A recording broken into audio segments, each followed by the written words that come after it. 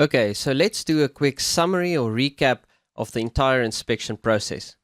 So to allocate a new inspection, you need to go to Inspections, Allocated, and then click on the Allocate New Inspection button.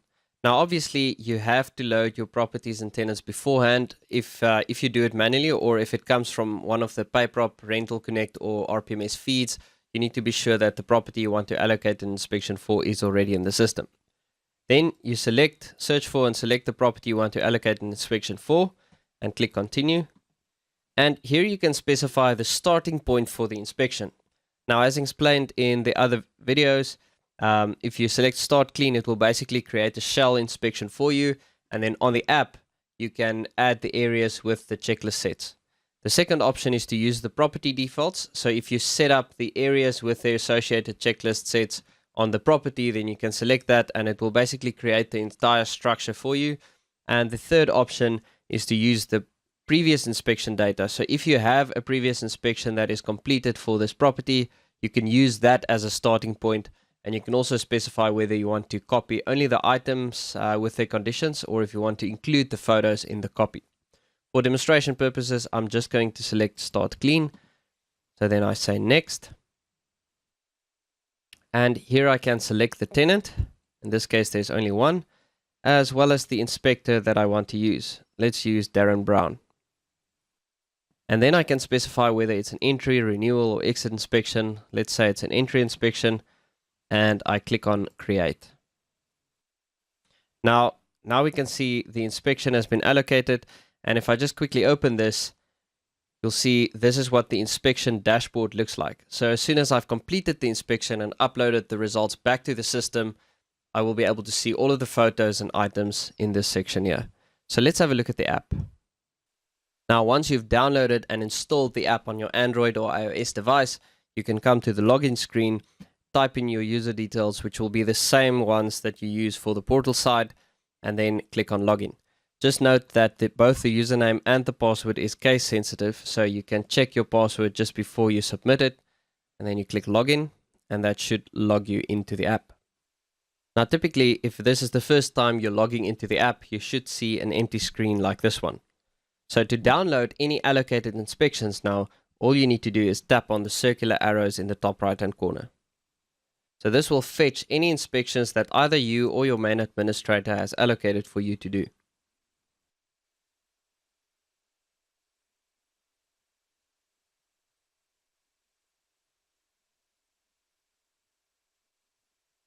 And there we go. We can see that I have 2 inspections allocated.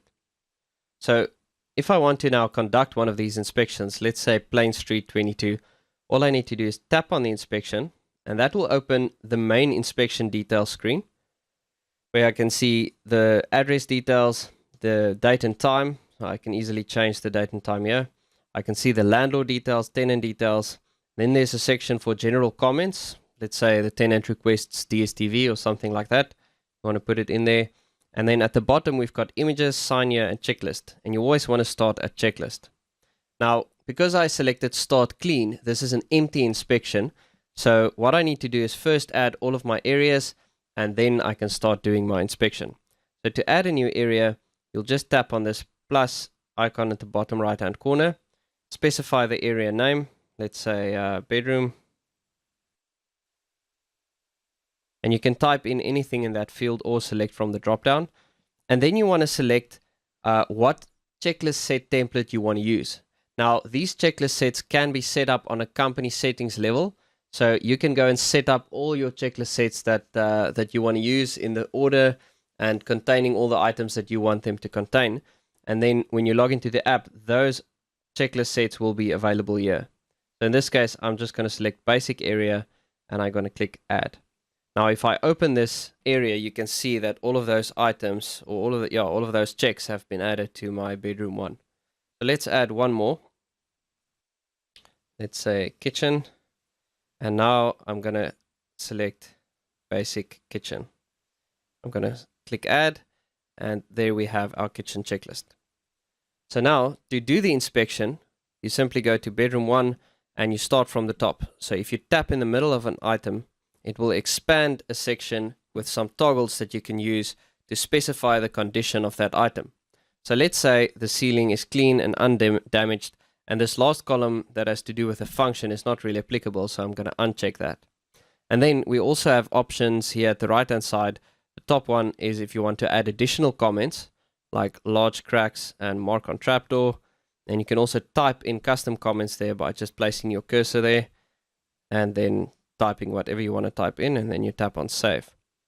Then we have this hammer and spanner icon, which if you click on it will bring up a list of recommendations. So if this is something, an item that either the landlord or the tenant or the agent must attend to or repair, then you can select that option here. Now to take a photo, you simply tap on this camera icon and then give it the permissions that is required, and then just tap on the camera icon again to take your photo. So once you've taken the photo, you can click OK, and then you're going to get the option to crop the photo. So we always suggest that you do crop the photos because in the reports they are typically square. So if you take a full-length photo, as per this option here, then you will have the full photo available, but in the report the aspect ratio might be skewed a little bit because, as I said, they are being displayed as square. Now you can tap on crop and it's going to crop that photo for you. And now I can proceed to the next item. So I tap on the next item, and let's say the lights are clean but it's not working, and now we want the landlord to repair that item. So I tap on this hammer and spanner icon, select landlord to repair, and now it's marked. So afterwards, when I review my items on the desktop side, I can easily see which items have recommendations and where am I supposed to open maintenance tickets and task contractors to repair those items. And now I will just continue with this process, making comments and notes where applicable and taking photos where I want photos. And it's as easy as that.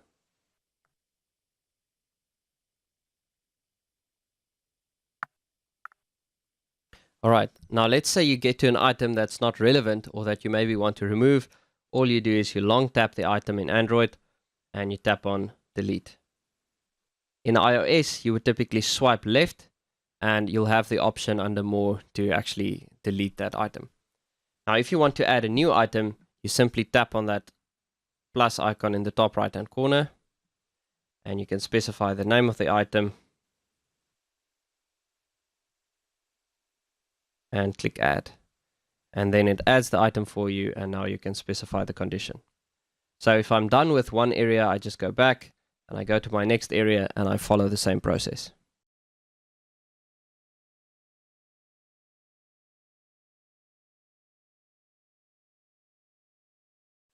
Alright, and once I'm done with that, I can go back to the main screen of my inspection, and now I can review all of the images I took by tapping on the images icon.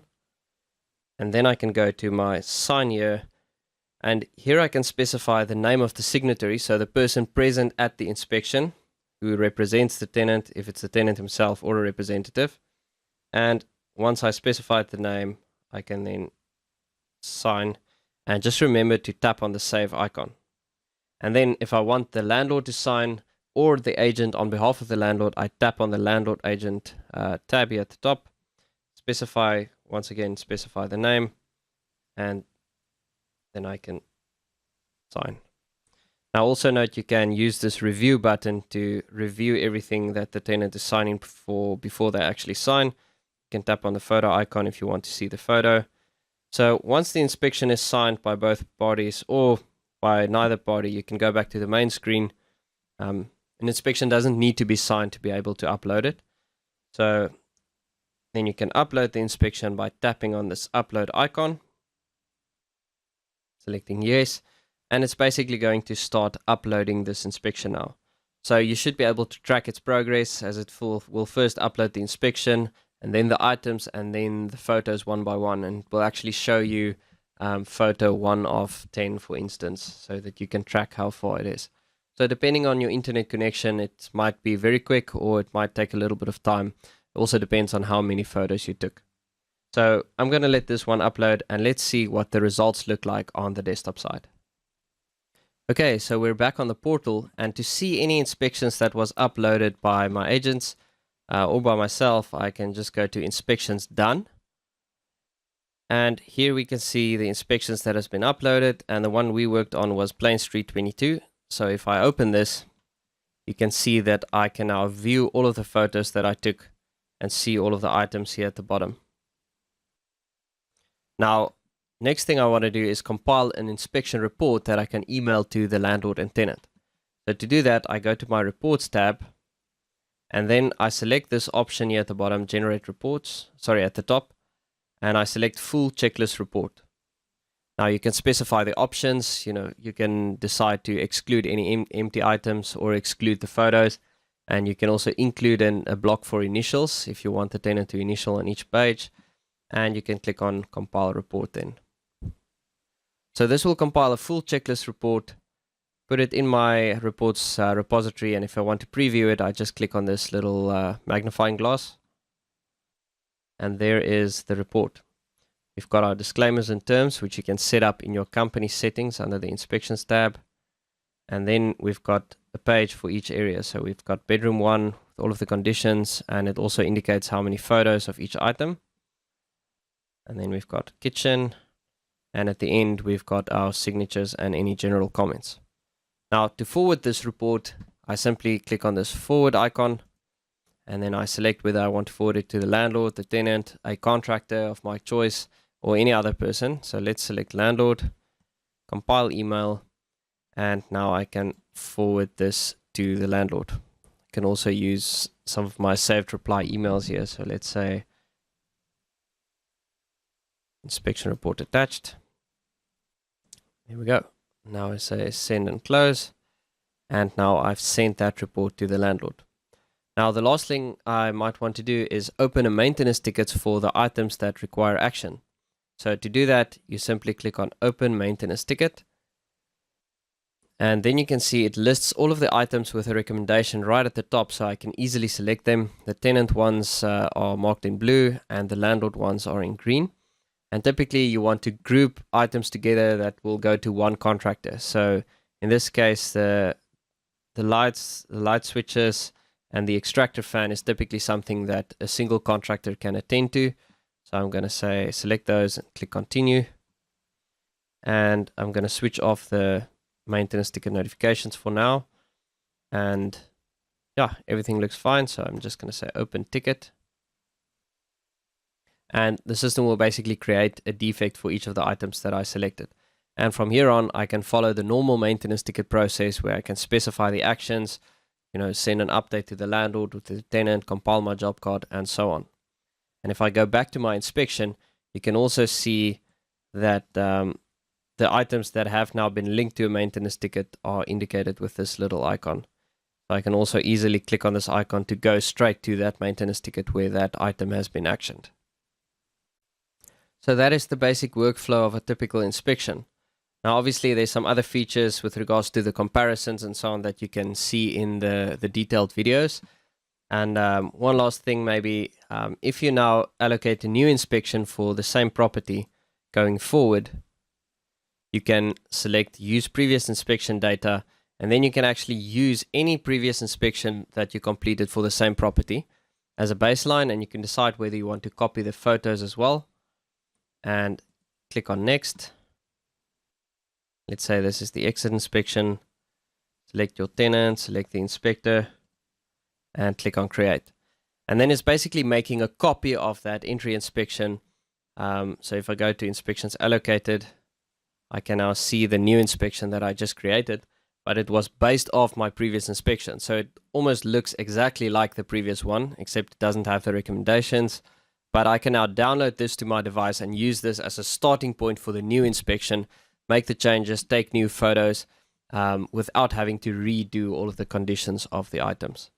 So that is the basic inspection process. And if you want more detail or more advanced training, please be sure to check out all the other videos on the inspections.